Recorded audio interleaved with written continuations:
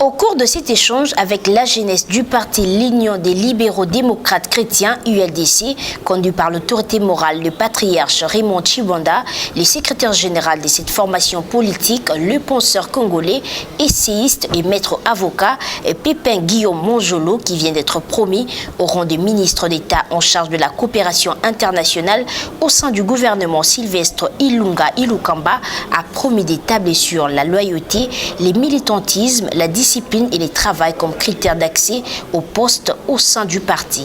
La même logique va gouverner au principe de sélection des membres au sein de ces cabinets ministériels, et surtout que cette institution est celle des prestiges, d'où il n'y a pas de place pour les troubadours et les indisciplinés. Toute personne qui sera impliquée d'une manière ou d'une autre dans une activité de nature désobligeante vis-à-vis de ces ministères, de son image, qui viendrait ternir ce que nous sommes en train de pouvoir construire, non seulement il devra quitter les cabinets, mais les partis aussi. Il n'y aura pas de pardon. Il n'y a pas une fois, deux fois. Une seule fois, ça suffira. Il n'y aura pas de pardon. On a fait la coopération des affaires étrangères pendant presque 10 ans. Vous n'avez pas entendu ceux qui sont encore autour de l'autorité morale qu'ils aient été compromis d'une manière ou d'une autre en quoi que ce soit. Rien. J'insiste et je maintiens. La discipline, l'ordre. Beaucoup parmi vous sont des frères, sont des sœurs, des amis de très longue date. Ce que je suis là maintenant, ce n'est pas Guillaume Monjolo, c'est l'autorité de l'État. Ce n'est pas moi. Donc voyez d'abord l'autorité de l'État. Si vous, mes proches, vous ne respectez pas l'autorité de l'État, donc vous ne respectez pas la République.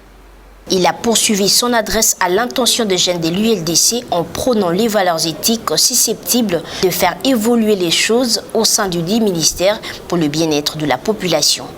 Il y a une phrase que je vous demande de retenir. C'est la phrase de Socrate.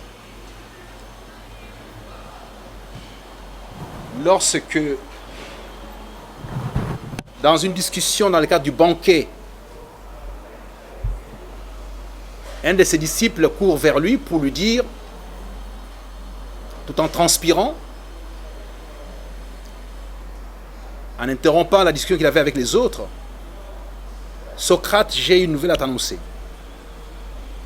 Et lui demande, « Est-elle bonne ou mauvaise ?» L'autre lui répond, « Mais ça dépend, il faut me laisser parler. » Il me dit, « Non. Si cette nouvelle consiste à me faire du mal, pourquoi faut-il me l'annoncer? Tu gères ça, si tu es mon ami, l'ami n'est pas censé faire du mal, il est censé faire du bien. Le fait que tu sois mon ami doit te guider à gérer ce qui me fait du mal, à m'apporter ce qui me fait du bien. Il faut faire un distinguo entre les activités intimes ou familiales et l'autorité de l'État, a-t-il conclu.